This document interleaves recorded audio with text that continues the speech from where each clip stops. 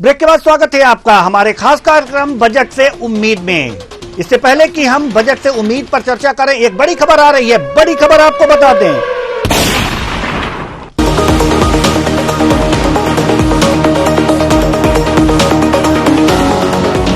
तो बड़ी खबर आपको बता रहे हैं। दिल्ली से वित्त मंत्री निर्मला सीतारमण पहुंची राष्ट्रपति भवन। बड़ी खबर आपको बता रहे हैं, राष्ट्रपति द्रौपदी मुर्मू से मुलाकात की है। संसद में सुबह 11 बजे बजट पेश होगा। तो बड़ी खबर आपको बता रहे हैं, दिल्ली से वित्त मंत्री निर्मला सीतारमण राष्ट्रपति भवन पहुंच चुकी हैं। राष्ट्रपति द्रौपदी मुर्मू से मुलाकात की है।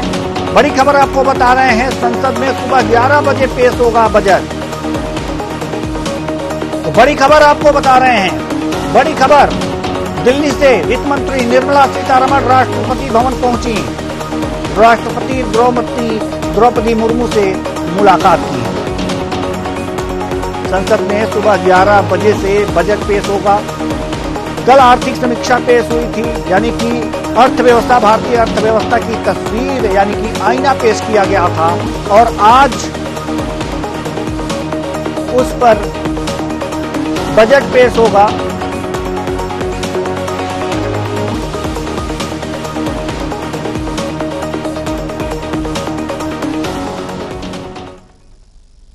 तो एक और बड़ी खबर आ रही है। बड़ी खबर आपको बता दें, उत्तर प्रदेश से वित्त मंत्री सुरेश कुमार खन्ना का बयान सामने आया है। आज तो बजट आएगा, उसमें यूपी को भी लाभ मिलेगा, यानी यूपी को भी उम्मीद है। विकसित भारत की दिशा में मील का पत्थर साबित होगा यह बजट। बड़ी खबर आपको बता रहे हैं, उत्तर प्रदेश से, जहां पर वित्त मंत्री सुरेश कुमार खन्ना का बयान सामने आया है। उन्होंने कहा है कि आज जो बजट आएगा उसमें यूपी को भी लाभ मिलेगा। बड़ी खबर आपको बता रहा है, विकसित भारत की दिशा में मील का पत्थर साबित होगा यह बजट। बड़ी खबर आपको बता रहे हैं, उत्तर प्रदेश से यह बड़ी खबर, वित्त मंत्री सुरेश कुमार खन्ना का बयान आया है, जो उन्होंने कहा है कि आज जो बजट आएगा उसमें यूपी को भी लाभ मिलेगा। विकसित भारत की दिशा में मील का पत्थर साबित होगा यह बजट।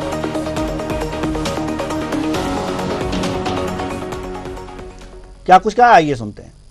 कल जो सर्वे आया है, हम उम्मीद करते हैं ये बजट जो है विकसित भारत की दिशा में एक मील का पत्थर साबित होगा। कल जो सर्वे आया है, खास तौर से कल जो उन्होंने आर्थिक स्थिति का प्रस्तुत किया है, उससे साफ जाहिर है कि हमारी विकास की दर जो 6.5 थी वो 8.2 हो गई। बेरोजगारी की दर जो है वो भी कम हुई है, और हर तरह से हमारी आर्थिक गतिविधियां स्ट्रेंथन हुई। हमने इंग्लैंड को पीछे करके दुनिया की 5वीं अर्थव्यवस्था बनाया है मोदी जी के नेतृत्व। और मोदी जी पहले कह चुके हैं कि हम देश को आत्मनिर्भर तथा 2047 तक विकसित भारत की श्रेणी में भारत को लाएंगे। तो उसके लिए हर स्तर पर इस बात का प्रयास जारी है, और निश्चित रूप से उत्तर प्रदेश को भी इसमें लाभ मिलेगा, जो भी बजट आ जाना है। हम उम्मीद करते हैं ये बजट जो है विकसित भारत। तो ये थे उत्तर प्रदेश के वित्त मंत्री सुरेश कुमार खन्ना, जिनका कहना है कि यह बजट जो आ रहा है वह विकसित भारत के लिए मील का पत्थर साबित होगा। आज जो बजट आएगा उसमें यूपी को भी लाभ मिलेगा। इनका कहना है कि जो आर्थिक सर्वेक्षण कल प्रस्तुत किया गया था उसमें यह आईना, यह तस्वीर उभर करके सामने आई है कि भारत विकसित भारत की ओर लगातार बढ़ रहा है। यानी कि जो विकासशील देश अभी है भारत, यह विकसित भारत की तरफ लगातार कदम बढ़ा रहा है। इसकी जो ग्रोथ रेट है ये 8.2% बताई जा रही है। हालांकि इसकी जो ग्रोथ रेट, विकास की दर है, वो अन्य जो विकसित देश हैं उससे कहीं ज्यादा है। अगर बात करें अमेरिका की तो 2.5 इसकी ग्रोथ रेट 2023-24 में रही है, बताई जा रही है, जबकि इससे कई गुना ज्यादा जो है भारत की ग्रोथ रेट है 8.2%। वहीं अमेरिका के बाद जो तीसरे नंबर पर जिसकी जो अर्थव्यवस्था है उसकी ग्रोथ रेट 4% बताई गई है, और ब्रिटेन की 3% बताई गई है। तो ये लगातार स्थितियां हैं। आप ये तस्वीरें देख सकते हैं हमारे टीवी स्क्रीन पर। यह तस्वीर आप देख सकते हैं कि वित्त मंत्री निर्मला सीतारमण जो है ये अपने हाथ में बजट लिए हुए हैं, जो कि 11 बजे पेश करेंगी सदन में। इन्होंने द्रौपदी मुर्मू से मुलाकात की है, राष्ट्रपति द्रौपदी मुर्मू से मुलाकात की है और इसके बाद ये सदन की तरफ रुख करेंगी। 11 बजे जो बजट है इसे पेश करेंगी। आप देख सकते हैं द्रौपदी मुर्मू जो राष्ट्रपति हैं, इनसे इन्होंने मुलाकात की है और मुलाकात के बाद ये सदन की तरफ रुख करेंगी, संसद की तरफ रुख करेंगी। वित्त मंत्रालय सबसे पहले पहुंची वित्त मंत्री निर्मला सीतारमण। उसके बाद से आप देख सकते हैं कि राष्ट्रपति महोदया के पास पहुंची। राष्ट्रपति महोदया ने इन्हें मुंह मीठा कराया बजट लेकर के। ये बजट की तस्वीरें राष्ट्रपति से मुलाकात के बाद की ये लम्हे आपको हम दिखा रहे हैं। राष्ट्रपति से मुलाकात करती हुई राष्ट्रपति द्रौपदी मुर्मू इनका मुंह मीठा करा रही हैं। ये तस्वीरें, वो लम्हे, वो क्षण हम आपको दिखा रहे हैं जब निर्मला सीतारमण अपना 7वां बजट पेश करने से पहले राष्ट्रपति से मुलाकात की। यह कितना मनोरमय ये कह सकते हैं क्षण है सभी के लिए। इसके बाद अब बजट खोला जाएगा, बजट ओपन होगा संसद में और सभी की, पूरे देश भर की निगाहें बनी रहेंगी। किसान से लेकर, कर्मचारी से लेकर, व्यापारी से लेकर सबकी जो निगाहें हैं इस बजट पर, उस पिटारे पर जो कि खुलने वाला है। किस विभाग को क्या मिलेगा यह भी देखने वाली बात होगी। लेकिन जो आर्थिक सर्वेक्षण पेश हुआ है उसमें जो बातें कही गई हैं उससे यह लगता है कि वास्तव में रोजगार के लिए भी काम होगा। युवाओं को काफी उत्सुकता बनी हुई है। युवा ये चाहते हैं कि ऐसा क्या वित्त मंत्री लेकर आएंगी कि हमारे लिए रोजगार के अवसर के द्वार खुल जाएं, हमें कुछ करने का मौका मिले। ये तस्वीरें हम आपको दिखा रहे हैं। तो आज हम जो जिन इस बजट से पहले जिन जिन मुद्दों पर बात कर रहे हैं, जिस पे अनुमान लगा रहे हैं और क्या होना चाहिए, ये बातें कर रहे हैं लगातार। तो इस सेगमेंट में हम बात करेंगे शिक्षा पर, स्वास्थ्य पर, बेरोजगारी पर। उसके लिए क्या किया गया है, क्या होना चाहिए, इन तमाम मुद्दों पर हम चर्चा करेंगे। इसके लिए जो हमारे साथ मेहमान जुड़े हुए हैं, दीपक गोयल जी अर्थशास्त्री, संदीप चौधरी जी राजनीतिक विश्लेषक, बहुत बहुत स्वागत है आप सभी का हमारे इस कार्यक्रम में। चर्चा की हम शुरुआत करें। चर्चा की शुरुआत करेंगे तो सबसे पहले क्यों ना ये देख लिया जाए कि जो शिक्षा और स्वास्थ्य है इसकी स्थिति हम लोग देख लें, इस पर चर्चा कर लें। जो आर्थिक सर्वे आया जिस पे जो खर्चे हुए वो हम आपको बता रहे हैं। शिक्षा पर जो खर्चे हुए हैं टीवी स्क्रीन पर चल रहा है, हम आपको बता रहे हैं 2019-20 में 5.8 लाख करोड़ खर्चे किए गए। अगर जो आगे की बात करें 2020-21 की, तो शिक्षा पर जो खर्च किया गया वो 6.21 लाख करोड़ रुपए खर्च किए गए। वहीं अगर जो बात करें 21-22 की, तो यहां पर 21-22 में 6.81 लाख करोड़ रुपए खर्चा किए गए। 2022-23 की अगर जो बात करें, 2022-23 की टीवी स्क्रीन पर हमारे ग्राफिक्स चल रहे हैं, 7.57 लाख करोड़ रुपए खर्चा किए गए। वहीं 23-24 की अगर जो बात करें तो यहां पर 8.29 लाख करोड़ रुपए खर्चा किए गए हैं। यानी कि अगर जो एक देखा जाए तो लगातार शिक्षा के क्षेत्र में जो खर्चे सरकार कर रही है लगातार बढ़ते जा रहे हैं। लेकिन अब जो 24-25 का बजट आने वाला है, हम अपने मेहमानों से उस पर चर्चा करेंगे कि शिक्षा के क्षेत्र में इस तरह से लगातार खर्चे हो रहे हैं और जो लगातार खर्चे बढ़ भी रहे हैं, लेकिन क्या उस हिसाब से सुधार हो पा रहे हैं शिक्षा के क्षेत्र में, चाहे प्राथमिक शिक्षा हो या फिर जो भी मिडिल स्तर की शिक्षा हो, उच्च शिक्षा हो, इस तरह की ये जो शिक्षा है उस पर सुधार हो पा रहे हैं? अगर नहीं हो पा रहे हैं तो ये जो बजट है इसको कहां खर्च करना चाहिए? तो सबसे पहले हम दीपक गोयल जी के पास जाना चाहेंगे, अर्थशास्त्री हैं हमारे साथ जुड़े हुए। दीपक गोयल जी, एक बार फिर हम आपका स्वागत करेंगे और संदीप चौधरी जी, एक बार फिर आपका हम दोबारा स्वागत करते हैं। लेकिन सवाल दीपक गोयल जी से। जी, सवाल हम पूछ चुके हैं, एक बार फिर दोहराएं। दीपक गोयल जी, लगातार शिक्षा के क्षेत्र में लगातार शिक्षा के क्षेत्र में हमारी सरकारें लगातार खर्च करती जा रही हैं, हमने ग्राफिक्स के माध्यम से आपको दिखाया जी। लेकिन शिक्षा का स्तर उस तरह से नहीं है। आखिर ये जो पैसे खर्च हो रहे हैं कहां खर्च करने चाहिए जिससे कि गुणवत्ता में सुधार हो? चलिए, दीपक गोयल जी से तक हमारी आवाज नहीं पहुंच पा रही है तो हम संदीप चौधरी जी की तरफ रुख करेंगे जो राजनीतिक विश्लेषक हैं। सवाल वही है, उत्तर आपसे चाहिए।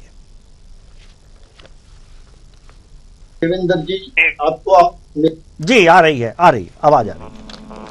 देवेंद्र जी, जिस तरीके से आज निर्मला सीतारमण जी अपनी जो तीसरी बार की मोदी सरकार है उसका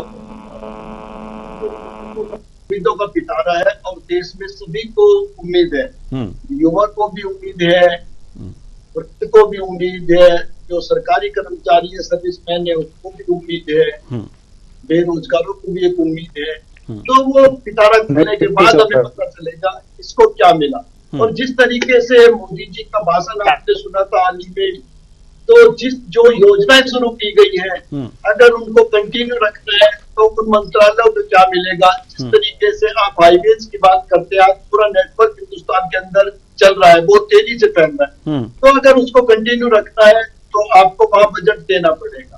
इसी तरीके से शिक्षा की बात है, देखिए शिक्षा में लगातार बजट भी बढ़ा है और काम भी हो रहा है, लेकिन अभी और ज्यादा काम करने की जरूरत है, क्योंकि शिक्षा का वो स्तर, वो लेवल आज भी डेवलप नहीं हुआ जिसकी हमें जरूरत है। इसी तरीके से बात आ जाती है स्वास्थ्य की। देखिए स्वास्थ्य में काम हुआ है और एक जो मोदी जी की योजना है, ये जो हेल्थ कार्ड इन्होंने बनाया, ये अपने आप में बहुत बड़ी योजना है, बहुत लोगों को इससे फायदा हुआ और इसी तरीके की योजनाओं की देश को जरूरत थी और जरूरत है। लेकिन इसमें कुछ प्रॉब्लम्स लोगों को आती है, कभी किसी का कार्ड नहीं चलता, कहीं उनके साथ में फेयर काम नहीं होता, पैसे लिए जाते हैं। तो इसको भी बिल्कुल निष्पक्ष तरीके से साफ सुथरा काम करने की जरूरत है, ताकि बीच में कोई पैसा ना खा सके और जो फ्री इलाज की सुविधा आपने दी है वो लोगों तक पहुंचे। क्योंकि गरीब आदमी थे जिनको किसी को पथरी हो जाती थी, किसी को कैंसर हो जाता था, ऐसे में अगर उनको अपने 5 लाख तक का कार्ड बनाकर दिया है तो मैं ये मानता हूँ ये बहुत बड़ी उपलब्धि है मोदी सरकार की। तो इस तरीके की चीजों की जरूरत आगे भी रहेगी। तो देखना होगा मोदी सरकार शिक्षा को कितना बजट एलोकेट करती है, चिकित्सा को कितना करती है, जो आपका इंफ्रास्ट्रक्चर है उसको कितना करती है, रक्षा पर कितना करती है। ठीक है, वो तो जब बजट आएगा उसके बाद हम चर्चा कर लेंगे कि इस पर कितना खर्च करती है। लेकिन जो स्थितियां अभी हैं, जो आर्थिक सर्वे आया है उसके अनुसार और जो खर्च अब तक किया गया है सरकार के द्वारा, जो खर्च अब तक किया गया है उसका ब्यौरा हमने आपको दिया, हमारे टीवी स्क्रीन पर लगातार चल रहा है। 2019-20 से लेकर के 2023-24 तक के सभी आंकड़े चल रहे हैं कि शिक्षा के क्षेत्र में कितने खर्च किए हैं सरकारों ने, लेकिन उतनी उपलब्धि नहीं मिली है। तो क्या आपको लगता है कि शिक्षा पर और खर्च करने की जरूरत है, और ज्यादा खर्च करने की जरूरत है, या फिर जहां खर्च हमारी सरकार कर रही है वहां ना खर्च करके कहीं और खर्च करने की जरूरत है जिससे परिणाम और ज्यादा आ जाए? क्या लगता है आपको? जिससे शिक्षा पर खर्च हो रहा है, जी। मुझे लगता है और ज्यादा खर्च करने की जरूरत जी। है। आपको अपना शिक्षा का जो मॉडल है उसको और बेहतर बनाने की जरूरत है। जहां पर वैकेंसीज है उन वैकेंसीज को फुलफिल करने की जरूरत है, और जो हमारा शिक्षा का अस्त्र है उसको भी हमें अप करने की जरूरत है। हमें चीजों को आजकल जो देखिए आप AI का जमाना आ गया है, कंप्यूटर से लोगों को जोड़ने की जरूरत है। अपने एजुकेशन सिस्टम को ऐसे बनाने की जरूरत है कि पढ़ाई के साथ साथ और टेक्निकल भी हमारे जो लोग हैं, हमारे जो बच्चे हैं वो स्ट्रांग हो जाए, ताकि वो दुनिया के किसी भी देश में जाए, किसी भी फील्ड में जाए, वहां जाकर वो अच्छी परफॉर्म कर सके और वो अपने फर्स्ट जॉब को वो ले पा सके। जी बिल्कुल, यानी कि कुछ अभी और बढ़ाने की जरूरत है, आप कह रहे हैं शिक्षा के क्षेत्र में। कुल मिलाकर के अगर जो देखा जाए, अगर जो शिक्षा में अगर 2023-24 में 8.29 लाख करोड़ रुपए खर्च किए गए हैं शिक्षा के क्षेत्र में, फिर भी परिणाम कुछ ज्यादा खास नहीं आ पाए हैं। ऐसे में अगर जो देखा जाए प्राथमिक शिक्षा, हालांकि शिक्षा सिर्फ केंद्र का विषय नहीं है, राज्यों का भी विषय है, लेकिन अगर जो केंद्र की अगर जो हम बात कर रहे हैं और बजट केंद्र का आने वाला है तो इस पर और ज्यादा चर्चा की आवश्यकता होगी।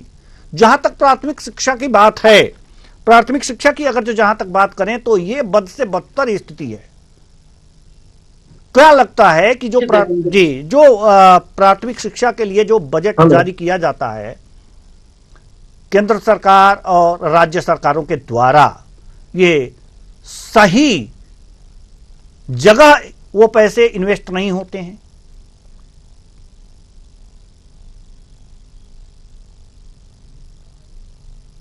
लोगों का माइंडसेट देखना पड़ेगा। देवेंद्र जी, चीजें ये समझने की है कि जिस तरीके से आप साइना नेहवाल की बात करें,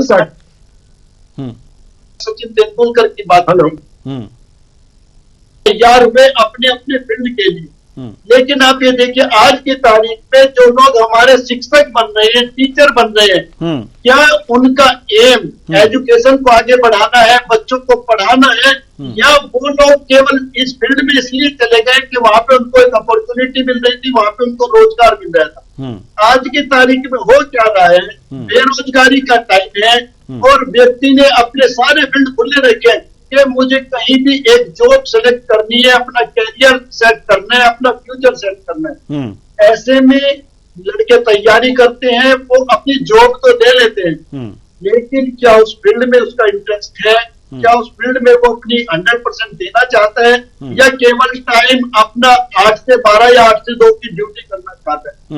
तो ज्यादातर मैंने जो ऑब्जर्व किया है, देखा है, वो उस फील्ड के लोग नहीं है। उनका इंटरेस्ट नहीं था शिक्षा में जाने का या एक शिक्षक बनने का, वो बनना कुछ और चाहते थे, या उनको इंटरेस्ट कुछ और है, वो अपने स्कूल में बैठ करके अपने मोबाइल में कुछ किसी और फील्ड में इंटरेस्ट है उसमें यूज कर रहे हैं। तो इस वजह से मुझे लगता है हमारी शिक्षा के जिस तरीके के रिजल्ट आने चाहिए वो नहीं आ रहे। जब तक आप दिल से नहीं जुड़ेंगे, दिमाग से नहीं जुड़ेंगे, तब तक आप वो रिजल्ट नहीं दे सकते। जब हम छोटे बच्चे थे, हम प्राइमरी स्कूल में पढ़ते थे, तो मेरे याद है हमारे जो टीचर थे वो पढ़ाना चाहते थे, वो जो स्कूल का टाइम होता था, गवर्नमेंट टाइम, सरकारी टाइम, उसमें भी पढ़ाते थे, और उसके अलावा भी वो स्कूलों में रुकते थे, और रात को भी वो स्कूलों में सोते थे, तो बच्चों को पूरा टाइम देते थे, क्योंकि वो पूरे तरीके से समर्पित थे शिक्षा के लिए। आज की तारीख में वो शिक्षकों की कहीं न कहीं कमी है जो समर्पित हो शिक्षा के लिए, बच्चों के लिए। केवल वो अपनी ड्यूटी कर रहे हैं, केवल ड्यूटी करने से मुझे लगता है वो रिजल्ट नहीं मिल सकते। उसके लिए आपको एक जुनून जगाना पड़ता है, उस जुनून की कमी है। जी, जुनून की कमी आप बता रहे हैं। खैर, इससे जुनून से और बजट से कोई लेना देना है नहीं, लेकिन फिर भी आपने जो बातें कही है वास्तव में 100% सही आपने कहा है। हमारे साथ दीपक गोयल जी अर्थशास्त्री हैं, जुड़े हुए हैं। सामाजिक पहलू पर तो आपने ध्यान दे दिया। संदीप चौधरी जी राजनीतिक विश्लेषक हैं हमारे साथ। लेकिन दीपक गोयल जी, अब हम आर्थिक पहलू की तरफ अगर जो नजर दौड़ाएं तो सवाल मेरा वही है जो हम सबसे पहले आपसे किए थे कि लगातार जो 2019-20 से लेकर के 2023-24 तक जो लगातार आंकड़े दिख रहे हैं, ये लगातार शिक्षा के क्षेत्र में सरकार के खर्चे को बढ़ाते हुए दिख रहे हैं। लेकिन शिक्षा का स्तर सुधरा नहीं है। जानना हमें यह है आपसे कि क्या जो सरकार पैसे खर्च कर रही है शिक्षा पर, वो जहां खर्च करना चाहिए वहां खर्च कर रही है, वो सही जगह खर्च कर रही है, या फिर सही जगह ना खर्च करके कहीं और खर्च कर रही है, वे वेस्ट हो रहे हैं, इसलिए शिक्षा का स्तर नहीं सुधर रहा, या फिर और जरूरत है? हेलो, शिक्षा के स्तर में सरकार ने बहुत सारा काम किया है।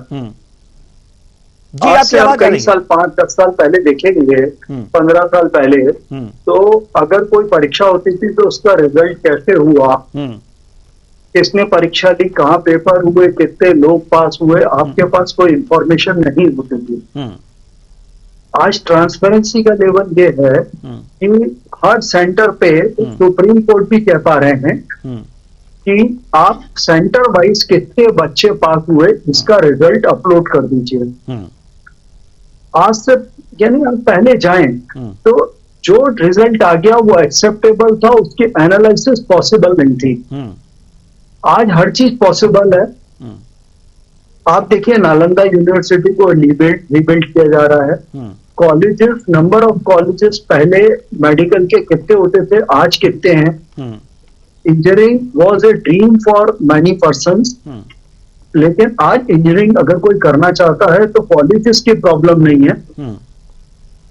और एजुकेशन में आज जो डिजिटल एजुकेशन चली है, आप देखेंगे एक जमाने में केवल बड़े लोगों के बच्चे ही आईएएस, आईपीएस या सिविल सर्विसेज के बारे में सोच पाते थे। आज डिजिटलाइजेशन की वजह से गरीब से गरीब का बच्चा भी विदाउट एनी फी, विदाउट एनी कॉस्ट वो यूपीएससी की तैयारी कर सकता है। आज डिजिटलाइजेशन को शिक्षा के क्षेत्र में लाया गया है, जिससे कि गरीब लोगों के लिए भी शिक्षा इजीली अवेलेबल है। अब देखिए, आप इतने 140 करोड़ के देश की आबादी में अगर आप ये सोचें कि हर आदमी को हर चीज घर पे पहुंचा के देनी चाहिए, तो वो प्रैक्टिकली पॉसिबल नहीं है। लेकिन जो पढ़ना चाहता है उसके लिए शिक्षा अवेलेबल है, और गवर्नमेंट पूरे प्रयास कर रही है कि शिक्षा के क्षेत्र में ड्यू टू फाइनेंशियल इशू किसी की शिक्षा नहीं रुकनी चाहिए। देखिए, और जहां तक जोश और कुछ इश्यूज हैं, तो देखिए गवर्नमेंट इंफ्रास्ट्रक्चर प्रोवाइड कर सकती है, एक सुपरविजन मॉनिटरिंग सिस्टम प्रोवाइड कर सकती है, और कोई भी सिस्टम जो बनाया जाता है उसको इम्प्लीमेंट करने वाले ह्यूमन बीइंग्स होते हैं। तो उसके कुछ डैमेजेस या कुछ बाईपासेस हमेशा होते हैं। उसको यूज करके लोग, अगर मान लीजिए कुछ इंसिडेंसेस में कोई ऐसे नेगेटिव इश्यूज आते हैं, तो उसको हम ये नहीं कह सकते कि पूरा सिस्टम फेल है। तो आई थिंक कि गवर्नमेंट जो भी प्रोवाइड कर रही है, स्टेप बाय स्टेप चीजें सुधर रही हैं। आज एजुकेशन लिटरेसी लेवल लोगों का ज्यादा है, और व्हाट एजुकेशन मीन्स हमें यह भी समझना पड़ेगा।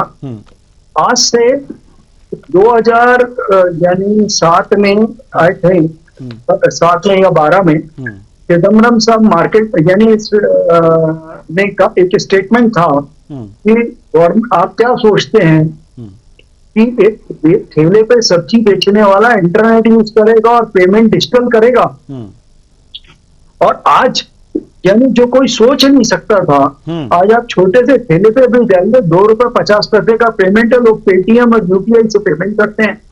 India is the country who is taking the biggest payment of through UPI. तो ये एजुकेशन का लेवल ही है ना। आपने छोटे से लेवल तक एजुकेशन, यानी ये नहीं है कि स्कूल की पढ़ाई, कॉलेज की पढ़ाई। Education is to educate a person for his livelihood and for his life. तो आपने एजुकेट डिजिटलाइजेशन के थ्रू छोटे से छोटे गरीब को भी किया तो है ना, विजिबल तो हो रही है ना। वो जो पैसा गया है वो कहीं ना कहीं जो इंफ्रास्ट्रक्चर में लगा है उसके आउटपुट आपको दिख रहे हैं। क्या आज वर्ल्ड की सबसे बड़ा यूपीआई सिस्टम इंडिया का है। And that is because of education only. लेकिन बात वही है, नहीं, जी दीपक गोयल जी, बात वही है, हम थोड़ी देर के लिए इंटरप्ट कर रहे हैं आपको कि बात वही है कि जो शिक्षा सरकार दे रही है, जो भी, क्या उसकी जो उपयोगिता है, जो इस समय की मांग है, उसके अनुसार दे पा रही है सरकारी स्कूलों में? दे रही है, बिल्कुल। आप अगर डिफरेंट लेवल्स पे देखेंगे तो कौशल योजना चल रही है। आज पहले क्या होता था, आप फिर जो हमारा अंग्रेजों का बनाया हुआ सिस्टम था, उसमें क्लर्क्स जनरेट होते थे। आज आप प्रोफेशनल एजुकेशन की तरफ बढ़ रहे हो धीरे धीरे। आज आदमी कहता है सीए करना, आईसीडब्ल्यूए करना, सीएस करना, इंजीनियरिंग करनी है, और कौशल योजनाएं जो हैं डिफरेंट कॉलेजेस में, आप उससे अपना स्वरोजगार की तरफ बढ़ रहे हैं। तो स्वरोजगार का जो एजुकेशन है, that is also an part of education. किसी चीज में कमी निकालना बहुत अच्छी चीज, यानी मैं नहीं बोल रहा नहीं निकाली जा सकती, क्योंकि हर स्टेज पे कुछ प्रोसेस ऑफ इम्प्रूवमेंट हमेशा रिक्वायर्ड होता है। आप कितने भी ऊपर चले जाएं, कुछ इम्प्रूवमेंट की गुंजाइश हमेशा होती है, और कुछ वीकनेसेस हमेशा इनहेरेंट होती है सिस्टम में। लेकिन व्हाट वी आर डूइंग है कि एट ए मास लोगों को स्वरोजगार के लिए प्रेरित किया जाए। हमारे सिस्टम को इस तरीके से डेवलप किया गया था कि हमारे यहाँ सिर्फ आदमी पढ़े और नौकरी करे, स्वरोजगार को खत्म किया गया था। पहले गुरुकुल व्यवस्था होती थी, उसको खत्म किया गया अंग्रेजों के द्वारा। अब हम कह रहे हैं कि एक बच्चा 10 से अपना चॉइस का सिलेक्ट कर सकता है सब्जेक्ट कि उसको क्या पढ़ना है, उसको कौन सा यानी स्किल डेवलपमेंट प्रोग्राम में जाना है। क्या आज से पहले ये सब अवेलेबल था? और इस सब को इम्प्लीमेंट करने के लिए एक इंफ्रास्ट्रक्चर चाहिए था। तो गवर्नमेंट ने पहले इंफ्रास्ट्रक्चर किया, फिर सिस्टम को चेंज किया, यानी इट टेक्स ए टाइम। तो गवर्नमेंट जो सोच रही है और जो कर रही है, मेरे हिसाब से तो वो एक अच्छा अप्रिशिएबल स्टेप है। अच्छा, जो ये बजट अब तक इस पे खर्च किया गया है, क्या वो भी पर्याप्त है या और होना चाहिए था? देखिए, बजट कोई इशू नहीं होता किसी भी चीज में। आज भी 31 मार्च की डेट में बहुत सारे डिपार्टमेंट्स के बजट लैप्स हो जाते हैं। Actually matter is utilization of budget. तो अगर यूटिलाइज कर पा रहे हैं तो बजट की आप ऐसा मेरे को कहीं महसूस नहीं हुआ कि बजट की प्रॉब्लम की वजह से कोई प्रोजेक्ट रुक रहा हो। अगर ये इशू तब उठता है कि बजट सफिशिएंट है या नहीं है, ये तब उठता है कि हमारा कोई प्रोजेक्ट फंड्स की वजह से रुक रहा हो। आज किसी भी इंफ्रास्ट्रक्चर प्रोजेक्ट को आप ले लें तो पहले क्या होता था, डैम कैसे बनेगा, पैसा कहां से आएगा, हवाई जहाज मिलिट्री के लिए कहां से आएगा, पैसा कहां से आएगा। आज गवर्नमेंट कह रही है आप तो ये बताओ काम क्या करना, पैसा है। तो फिर बजट का एलोकेशन तो इशू ही खत्म हो गया। यानी हम जितना खर्च कर पा रहे हैं उससे ज्यादा हमारे पास बजट है। तो बजट तो सफिशिएंट है या नहीं है, ये मैटर ही क्लोज हो जाता। जी बिल्कुल बिल्कुल बिल्कुल। अब हम रुख करेंगे संदीप चौधरी जी के पास, जो राजनीतिक विश्लेषक हैं आप। और अब शिक्षा की जहां तक बात अभी हुई, अब थोड़ी सी हम स्वास्थ्य की तरफ रुख करेंगे। शिक्षा और स्वास्थ्य दो बहुत ही सामाजिक क्षेत्र के महत्वपूर्ण बिंदु हैं और विषय हैं। स्वास्थ्य की अगर जो जहां तक बात करें तो इस पे जो खर्च किया गया है, इससे पहले हम आपको बता दें 2019-20 में 2.73 लाख करोड़ रुपए खर्च किए गए हैं। 2020-21 में 5.75 लाख करोड़ रुपए खर्च किए गए हैं। अगर 21-22 की बात करें तो 21-22 की अगर जो बात करें तो 4.72 लाख करोड़ रुपए खर्च किए गए हैं। वहीं 22-23 में स्वास्थ्य पर 5.48 करोड़ रुपए खर्च किए गए हैं। 23-24 में 5.86 लाख करोड़ रुपए खर्च किए गए हैं। उम्मीद जताई जा रही है कि इस बार भी बजट बढ़ेगा। लगातार 20-21 में सबसे ज्यादा खर्च किए गए थे स्वास्थ्य पे, 21-22, 22-23, 23-24, मतलब अब जो बढ़ते हुए क्रम में, इसमें एक बार घटा है 21-22 में, उसके बाद बढ़ते हुए क्रम में खर्च किए गए हैं स्वास्थ्य पर। स्वास्थ्य की जो सबसे बड़ी बात है, आयुष्मान योजना, हेल्थ कार्ड जो बना हुआ है। हम आना चाहेंगे संदीप चौधरी जी के पास। बहुत अच्छी एक योजना सरकार की चली, आयुष्मान कार्ड योजना, जो हेल्थ कार्ड बना, और इससे बहुत लोग लाभान्वित हुए।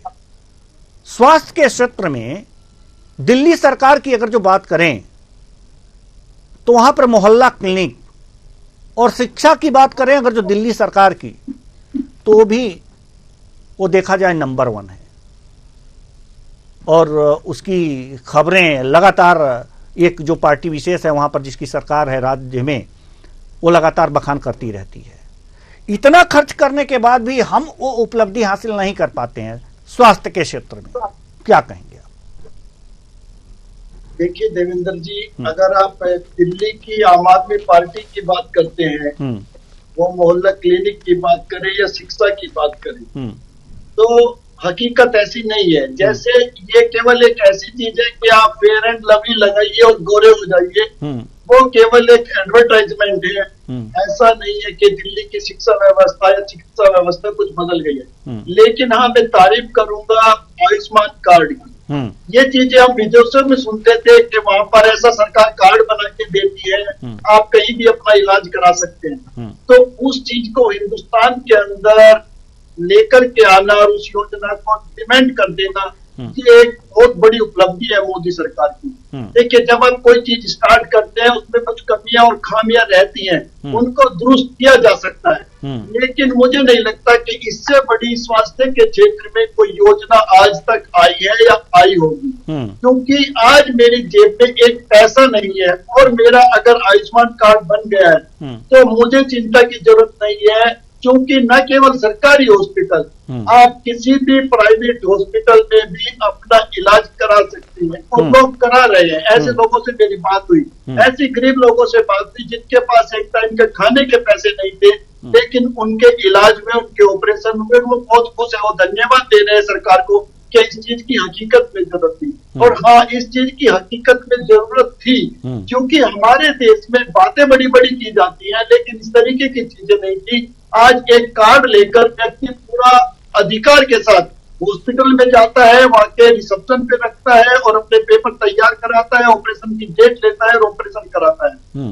तो मैं मानता हूँ एक बहुत बड़ी उपलब्धि है। आने वाले समय में जैसे अभी 5 लाख तक की लिमिट दी गई है, हो सकता है ये लिमिट आगे बढ़ा दी जाए और इसमें और भी चेंजेस आ सकते हैं, और भी फेयर तरीके से काम हो सकते हैं।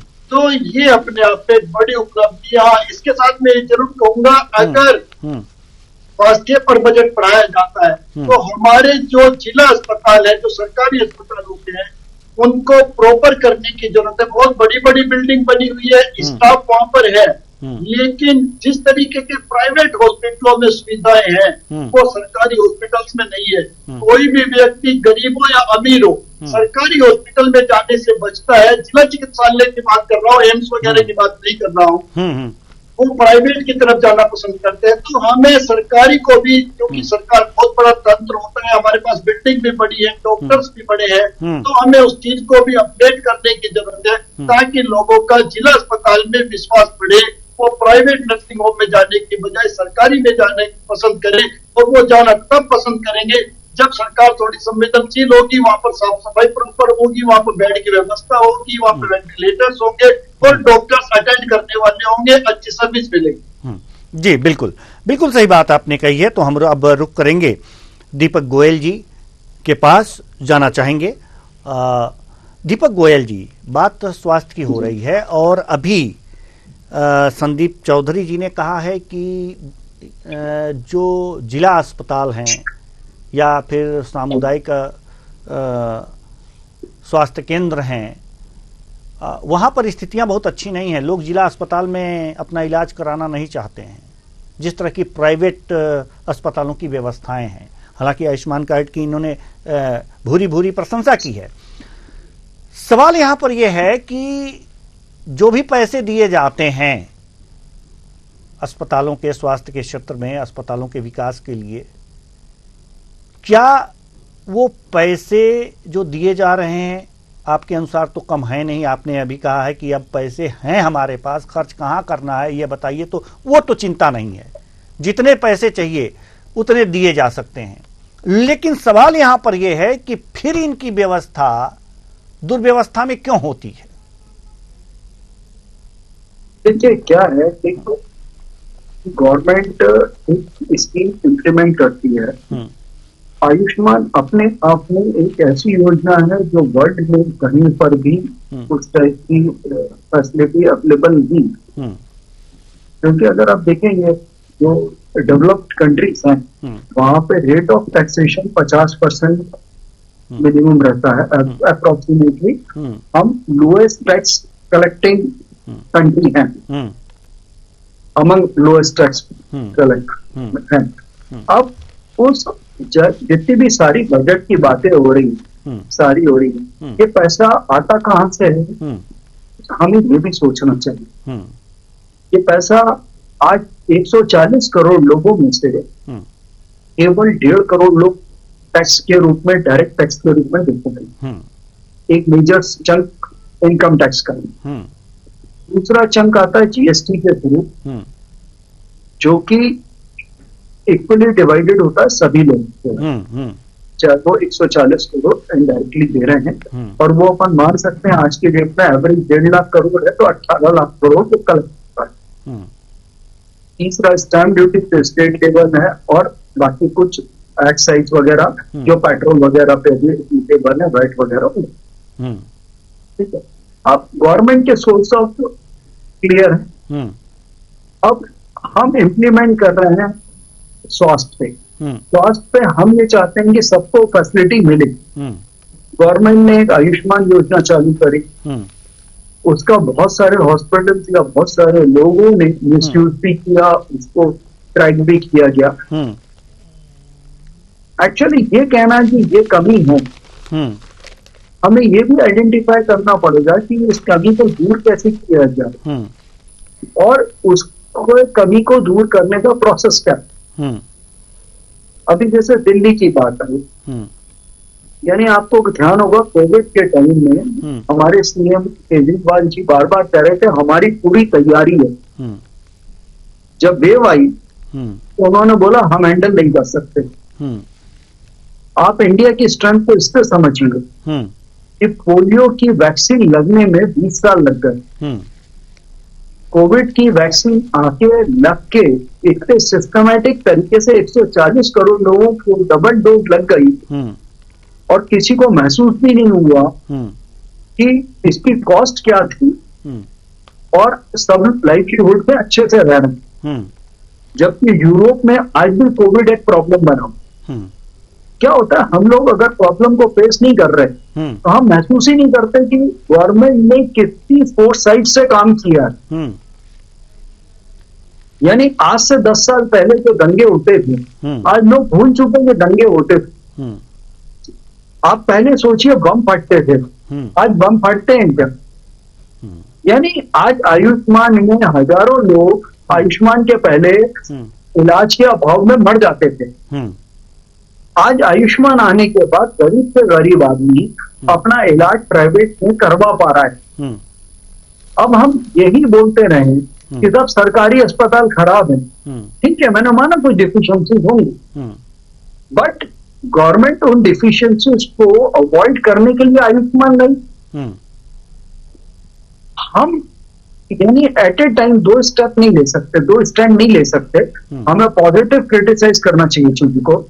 अगर हम पहले हल्ला मचाएं कि आलू सस्ता है, किसान भूखा मर रहा है, आलू महंगा हो गया तो आम आदमी क्या खाएगा, तो आप दोनों जगह गवर्नमेंट को क्रिटिसाइज नहीं कर सकते।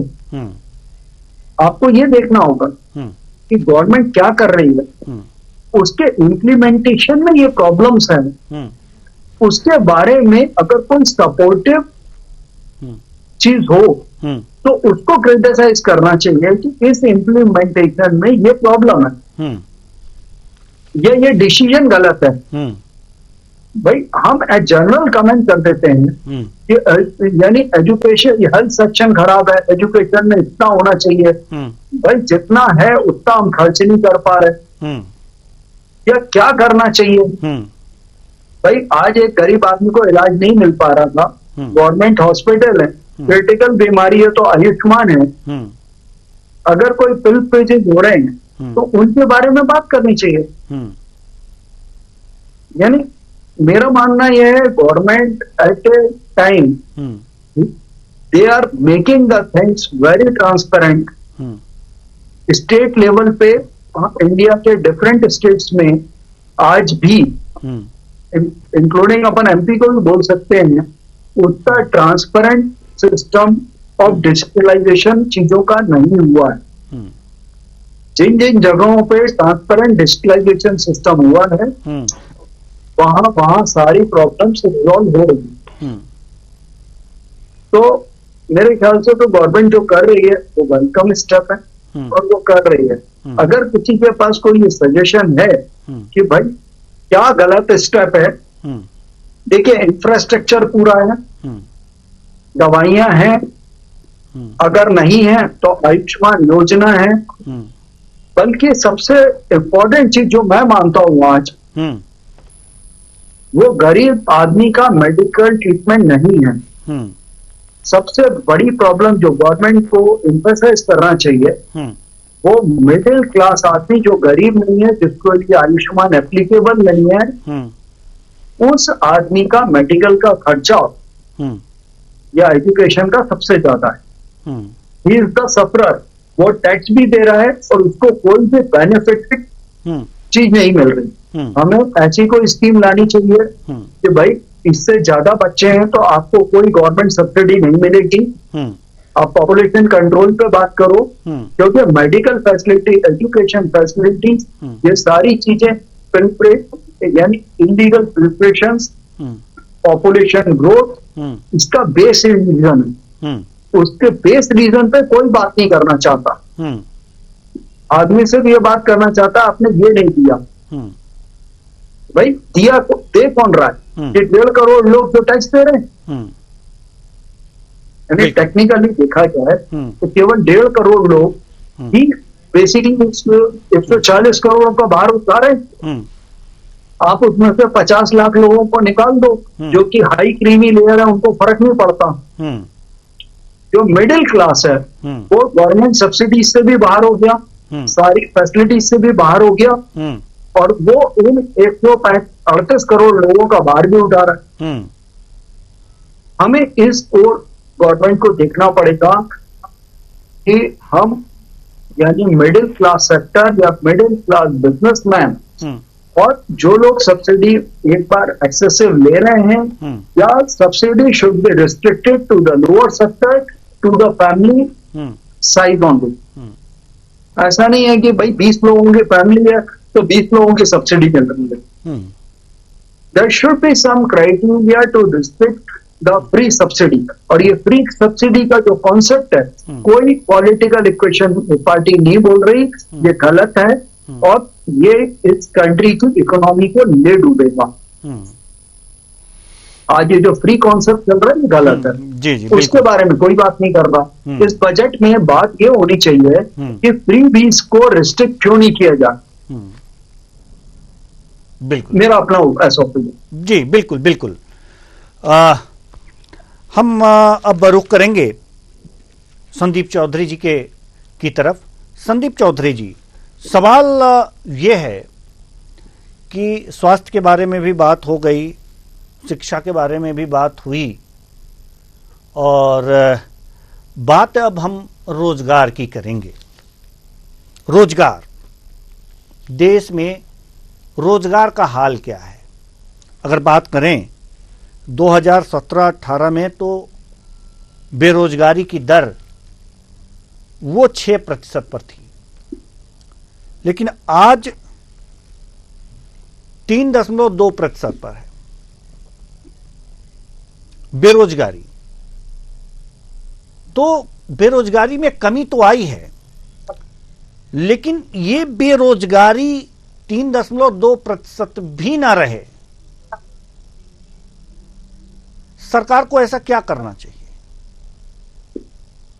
देखिए देवेंद्र जी, जो सरकारी आंकड़े होते हैं उन पर आप विश्वास नहीं कर सकते। हकीकत का आपको पता चलेगा लोगों के बीच में जाकर के, समाज में बेरोजगारों की हालत देख करके, गांवों में जाकर के। आज की तारीख में गांवों में या बेरोजगार इतने बच्चे घूम रहे हैं जिनकी शादी नहीं होती, क्योंकि शादियां भी आजकल उसी बच्चे की होती है जो कामयाब हो गए, या तो उसका बिजनेस हो या उसकी नौकरी लग गई है। और बेरोजगारी का आलम ये है कि लोगों को रोटी खाने के लिए, घर चलाने के लिए बहुत तरह की समस्याएं हो रही हैं। ऐसे में आपने देखा पिछले 10 साल का शासन हो, ये 15 साल का शासन अब स्टार्ट हो चुका है थर्ड टाइम। मोदी जी पूरी दुनिया में घूम के आए, कई अच्छे काम मोदी जी ने किए, इसमें कोई दो राय नहीं है।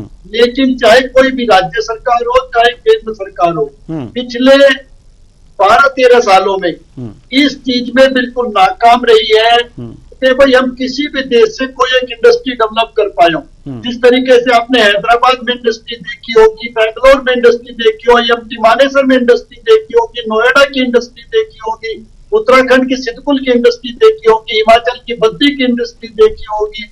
बहुत सारी इंडस्ट्रीज है हिंदुस्तान के अंदर, लेकिन पिछले इतने लंबे समय में हम एक भी इंडस्ट्री डेवलप करने में नाकाम रहे हैं। कोई ऐसी 100 कंपनियों का एक समूह कहीं खड़ा करने में जिससे लोगों को रोजगार दिया जा सके, नाकाम रहे हैं। सरकारी जो जॉब्स हैं आप देखिए, वो वैकेंसी भी फुलफिल नहीं हो रही है, खाली पड़ी हुई है। तो कहीं न कहीं इससे पता चलता है हकीकत का, जो बातें की जाती हैं लोगों की पेंशन क्यों रोकती है। अगर कोई देश बहुत धनाढ्य हो, पैसे की कोई कमी ना हो, तो मुझे लगता है लोगों की पेंशन नहीं रोकी जाएगी, उनको पेंशन दी जाएगी। लेकिन पेंशन खत्म कर दी गई है। अगर हम देश के जो शहीद होने वाले सैनिक हैं, उन सैनिकों को हम आज अग्निवीर बना देते हैं, 4-4 साल की नौकरी देने के लिए सोचते हैं। बताइए, आप मेरे साथ बैठे, अगर आपका चैनल आपको कहेगा 4 साल की नौकरी हो तो उसके बाद आपको रिटायर कर दिया जाएगा। गोयल जी बैठे हो गए, इनको कई सरकारी नौकरी जाने के आपको बैंक में मैनेजर बनाया जाता है, 4 साल के बाद आपको रिटायर कर दिया जाएगा। तो मुझे लगता है कि इनसिक्योरिटी आएगी और ऐसे में प्रॉब्लम होगी। तो सबसे बड़ा जो मुद्दा है, जो ज्वलंत मुद्दा है, जो देश के सामने मुंह पाए खड़ा है, वो है बेरोजगारी का। और बेरोजगारी का अभी तक कोई इलाज हमारी सरकार के पास, हमारे देश के पास नहीं है। और आपने देखा होगा, जो हमारे देश से क्रीम निकलती है, जो मेहनती बच्चे हैं, जो IIT और IIM से निकलते हैं, वो विदेशों में सेट हो जाते हैं, विदेश उनको हायर कर लेता है, वहां पर उनको जॉब्स मिल जाती है। तो कहीं न कहीं मैं ये मानता हूँ, हमारे देश की अगर कोई क्रीम है, जो एक अच्छी सोच है, जो देश को आगे बढ़ा सकती है, उसको विदेशी लोग ले जाते हैं, और ये केवल देश की कमजोरी और बेरोजगारी को दिखाता है। जी, गोयल जी कुछ कहना चाह रहे थे जी। एक चीज लास्ट में जो संदीप जी ने बोली उसको एडिट करता हूँ कि वो आरक्षण के अगेंस्ट है। कि आरक्षण की वजह से हमारे यहाँ की क्रीमी लेयर बाहर चली जाती है, लेकिन बहुत सारे कॉन्ट्राडिक्ट हैं। उन्होंने बोला कि अनएम्प्लॉयमेंट है और 4 साल के लिए गवर्नमेंट एम्प्लॉयमेंट जो देगी अगली ईयर में। बोले पोस्ट बेरोजगारी बहुत ज्यादा है और पोस्ट भरी नहीं जा रही है। बेरोजगारी का लेवल कम हुआ है, लेकिन यानी बेरोजगारी नौकरियां क्यों नहीं क्रिएट हो रही। देखिए, इंडस्ट्रियलाइजेशन हो नहीं रहा है, GST का कलेक्शन बढ़ता जा रहा है, लेकिन बगैर इंडस्ट्रियलाइजेशन के GST का कलेक्शन नहीं बढ़ता। एक्चुअली क्या होता है, डाटा एनालिटिक्स को, फैक्ट्स को सही से प्रेजेंट किया जाना चाहिए। मेरा ये ऑब्जेक्शन था। अगर हम एक किसी चैनल पे बैठे तो we should talk factual things, not say anything like that. जी बिल्कुल ठीक है। बात ये बेरोजगारी की हो रही है, तो बेरोजगारी पर तो हमारे संदीप जी ने कुछ चीजें रखी जिस पर ऐतराज गोयल जी ने जताया है। ठीक है, अपने अपने नजरिया हैं देखने के, लेकिन जो फैक्ट है वो आपने बता दिया गोयल जी। फैक्ट एक चीज और भी आया है जो हम बता रहे हैं, लोगों को जो रोजगार मिला है 17-18 में 6% बेरोजगारी दर थी, जो घट करके 3.2% पर आई है। तो कहां कहां लोगों को रोजगार मिला है ये भी सरकार ने दिखाया है अपने आर्थिक सर्वे में। और बगल में ये हमारे टीवी स्क्रीन पर चल भी रहा है देश में रोजगार की क्या स्थिति है। लोगों को जो रोजगार मिला है वो 45% जो है वो कृषि के क्षेत्र में मिला है। सर्विस सेक्टर में 28.9% मिला है रोजगार। वहीं कंस्ट्रक्शन फील्ड में 11.4% लोगों को रोजगार मिला है और मैन्युफैक्चरिंग में 13% युवाओं को रोजगार मिला है। शेष जो अन्य हैं 1.7% अन्य क्षेत्रों में इनको रोजगार मिला है। यह है डाटा, फैक्ट डाटा जो कि सामने आया है। सवाल यहां पर यह है कि कृषि के क्षेत्र में 45% लोगों को रोजगार दिया गया है, जबकि कृषि पर आधारित जो लोग हैं, खेती किसानी करते हैं, अधिकांशतः देखा गया है उनका जीवन गरीबी में ही गुजरता है। अभी भी लाभ की स्थिति नहीं हो पाई है। तो 45% लोग जो हैं, अगर इनको रोजगार यहां पर मिला हुआ है तो क्या इनकी आर्थिक स्थिति भी सही है या कहने के लिए रोजगार मिला है? गोयल जी, हम आपसे जानना चाह रहे हैं। देखिए, कृषि के क्षेत्र में आत्मनिर्भरता आई है। आप अगर आज से 50 साल पहले जाएंगे तो हमें लाल गेहूं अमेरिका से ठीक में मांगना पड़ता था, सो कॉल्ड सारी चीजें। दूसरे उसके बाद भी कई बार इंडिया बहुत डेरिवेटिव स्थिति में ट्रीटमेंट मिले इंडिया को। क्या आज यानी इंडिया किसी के सामने ग्रीन्स के मामले में डिपेंडेंट है? चाहे हम कोई सी भी ये जो छोटी मोटी एजेंसियां होती हैं इंडिया की लाइवलीहुड में कोई भी पोजीशन दिखाएं, उससे कोई फर्क नहीं पड़ता। लेकिन क्या इंडिया आज अपनी पोजीशन में एक आम आदमी से आप अपने दिल पे हाथ रख के पूछिए कि स्टैंडिंग इंडिया की अच्छी नहीं है? चाहे वो बॉर्डर हो, हेल्थ स्ट्रक्चर हो, इंफ्रास्ट्रक्चर हो, एजुकेशन हो, क्या हम राइज नहीं कर रहे? तो अगर हम राइज कर लेंगे, छोटे से छोटा आदमी आज डिजिटल पेमेंट्स कर रहा है। आज से 25 साल पहले यानी 15 साल पहले भी मैं जाऊं तो हर साल पेपर में ऐड आता था कि इतने किसानों ने आत्महत्या कर ली कर्जे से परेशान होकर। क्या पिछले 8-10 साल में आपने ऐसी कोई हेडलाइन पढ़ी? हम बेरोजगारी की बात कर रहे हैं। पहले 100 रुपए रोज, आज से 10 साल पहले हम देते थे लेबर को, आज 500 से 700 रुपए है। लेकिन आदमी को गेहूं वो 20 रुपए किलो ही चाहिए। क्यों नहीं 200 रुपए किलो की मांग होती थी? जो बढ़ाया जाना चाहिए। अगर गेहूं के रेट बढ़ा तो मैं आपको कोई चीज कह रहा था ना कि कम है कीमत तो किसान क्या खाएगा, ज्यादा है तो आम आदमी क्या खाएगा। अगर हमारे देश की 60% पॉपुलेशन किसानों की है तो भाई टैक्स रेट आज 5 लाख 7 लाख रुपए तक की इनकम तो टैक्स फ्री है ना। ये जो फ्री बीज जा रहे हैं, ये सबसे बड़ी प्रॉब्लम है। हम बिजली फ्री कर देंगे, हम पानी फ्री कर देंगे, हम ट्रांसपोर्ट फ्री कर देंगे, हम खाना फ्री कर देंगे, हम गेहूं फ्री कर देंगे। भाई क्यों? जब एम्प्लॉयमेंट है तो आदमी को कमा के खाने को ना, उसको निकम्मा क्यों बना? यानी मैं किसी को सपोर्ट या अपोज नहीं कर रहा, मेरा ये मानना है each and every government should think country should be first.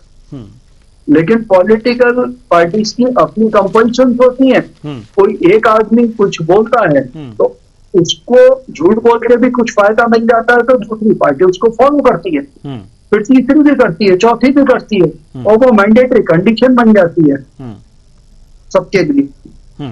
लेकिन बात सही या गलत थी यहाँ पर, यानी टीवी डिबेट्स में बैठ के कोई सच बोलने को तैयार था। जानते तो सब है, क्या हम इतना फ्री बीज दे सकते हैं और किससे लेके दे रहे हैं? भाई कोई भी कंट्री, ये बात तो आपकी बहुत सही है कि फ्री में नहीं मिलना चाहिए। ठीक है, हम आ रहे हैं आपके पास संदीप जी। फ्री में कुछ नहीं मिलना चाहिए। एक परिवार में एक रोजगार दे दीजिए, बाकी सारी चीजें तो खुद वो युवक ही हैंडल कर लेगा अपने परिवार के। स्वास्थ्य से लेकर के जो शिक्षा है वो भी अच्छी देगा, आप अच्छी एक रोजगार तो दे दीजिए उसे, फिर कुछ भी फ्री में देने की आवश्यकता नहीं होगी। चलिए ठीक है, हम आएंगे। और आपने एक बात और कही है गोयल जी कि जो कई गुना वृद्धि मजदूरी में हो जा रही है और भी तमाम जगहों पे वृद्धि हो जा रही है, लेकिन अनाज चाहिए आपको 20 रुपए किलो। तो ऐसी में इसी में दिक्कत है, सबसे बड़ी दिक्कत यही है, किसानों की स्थिति नहीं सुधर पा रही है। तो सरकार को इस ओर ध्यान देना चाहिए और बजट में भी कुछ ऐसे प्रावधान करने चाहिए। चलिए, संदीप चौधरी जी कुछ कहना चाह रहे थे, लेकिन उससे पहले एक बड़ी खबर आ रही है। बड़ी खबर आपको बता दें, बड़ी खबर दिल्ली से बजट को लेकर बोले केंद्रीय मंत्री सिंधिया। बजट को लेकर केंद्रीय मंत्री सिंधिया का क्या कुछ कहना है? बजट देश को विकास की ओर ले जाएगा। केंद्रीय मंत्री सिंधिया कह रहे हैं विकसित भारत का जो संकल्प हम तेजी से आगे बढ़ेंगे, ये बजट से दिखाई देगा। केंद्रीय मंत्री सिंधिया ने कहा है कि बजट देश को विकास की ओर ले जाएगा। विकसित भारत का जो संकल्प हम तेजी से आगे बढ़ेंगे, ऐसा कहना है। बजट को लेकर केंद्रीय मंत्री सिंधिया का जो बयान आया है बजट पर, उसमें उन्होंने कहा है कि हम विकसित भारत का जो संकल्प है हम उसकी ओर तेजी से आगे बढ़ेंगे। आइए सुनते हैं क्या कुछ कहा है सिंधिया। सबकी हमारी आशा है कि पथ पर ले जाने के लिए एक संकलित सफर होगा। विकसित भारत का जो संकल्प है प्रधानमंत्री जी का, इस बजट के आधार पर भी उस लक्ष्य की पूर्ति की तरफ तेजी से हम बढ़ेंगे। ये आप सब।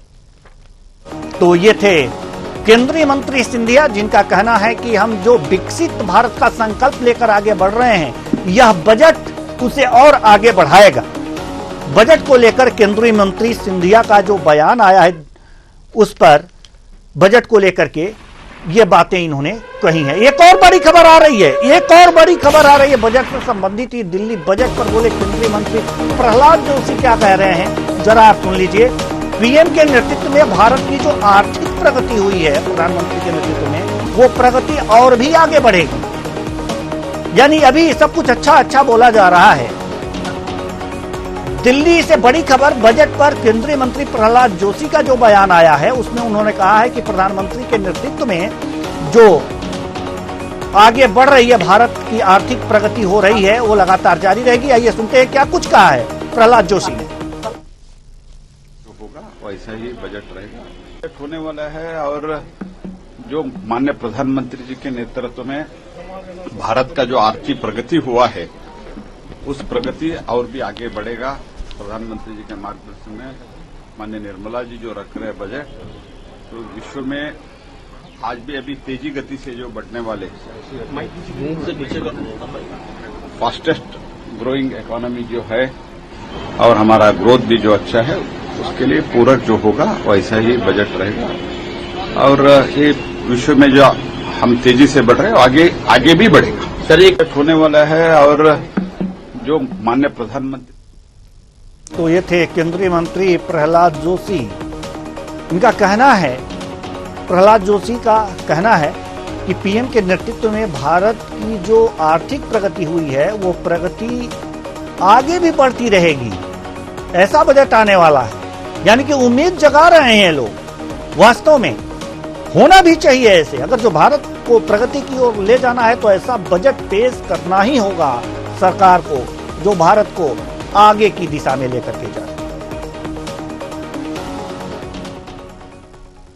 तो अब पुनः हम रुक करेंगे अपने मेहमानों के पास। हमारे साथ मेहमान जो हैं दीपक गोयल जी, अर्थशास्त्री, और संदीप चौधरी जी, राजनीतिक विश्लेषक, दोनों हमारे साथ बने हुए हैं।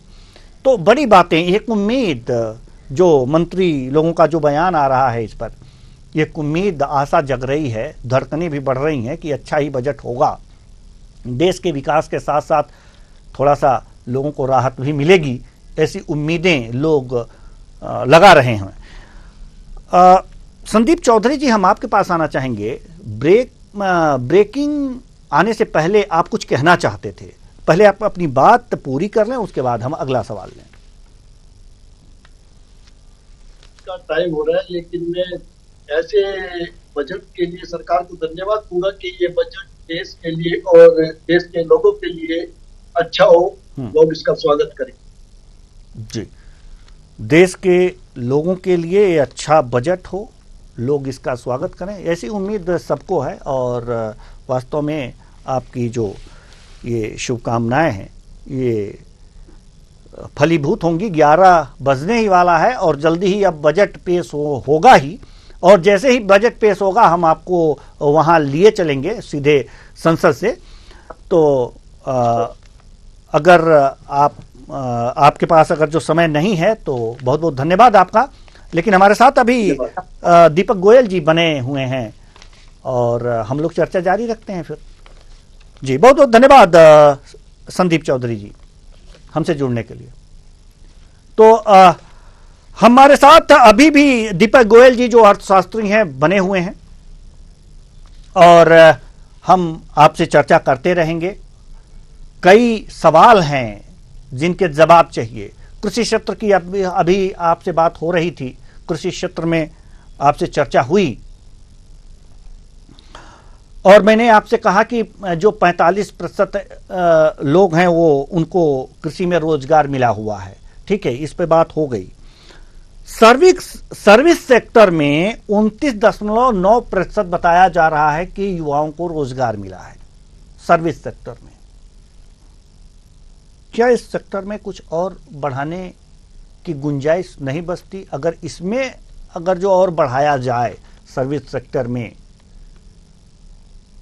युवाओं की रोजगार की भागीदारी ज्यादा हो, तो जो हमारे देश की प्रगति है, युवाओं की प्रगति है, वो कहीं और तेजी से बढ़ेगी या उनकी ग्रोथ रुकेगी? क्योंकि अन्य क्षेत्र भी हैं रोजगार के, इसलिए सर्विस सेक्टर के बारे में ऐसा सवाल किया है मैंने। जी गोयल जी। जी, गवर्नमेंट ने स्किल डेवलपमेंट प्रोग्राम चालू किया है, वो बेसिकली सर्विस सेक्टर को बढ़ावा देने के लिए। तो हम माफ कीजिएगा गोयल जी, हम आपको रोकना चाहेंगे। वित्त मंत्री अपना बजट पेश कर रही हैं सदन में,